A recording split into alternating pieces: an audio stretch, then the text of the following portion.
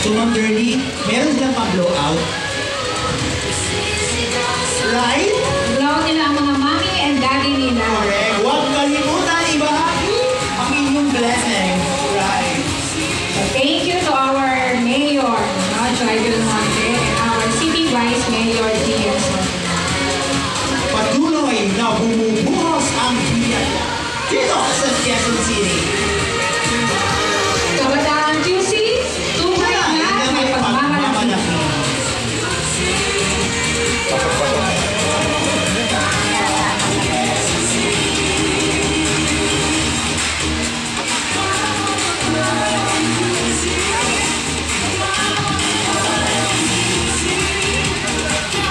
Kitang-kita ang kanilang kaligayahan at kasiyahan dahil sila ay mga nakangiti. So again, congratulations sa ating mga top 3 awardees from the 95 elementary schools in Quezon City. Okay. At ito naman po ay susunod.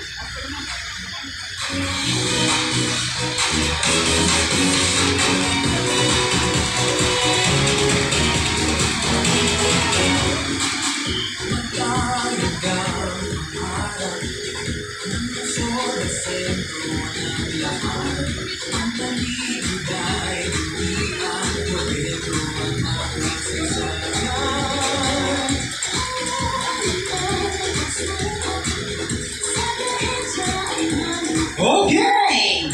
Congratulations, top 3 academic achievers from elementary level. At this point in time, ngayon naman ay ating susundan ng ating mga second place academic achiever mula sa 95 schools, elementary schools in Quezon City. Okay, so once again, palakpakan po natin ang ating mga top 2 awardees from the elementary level. Sila po ang nagsikap sa sakripisyo. Ito na po, inaanin na nila ang kanilang sakripisyo.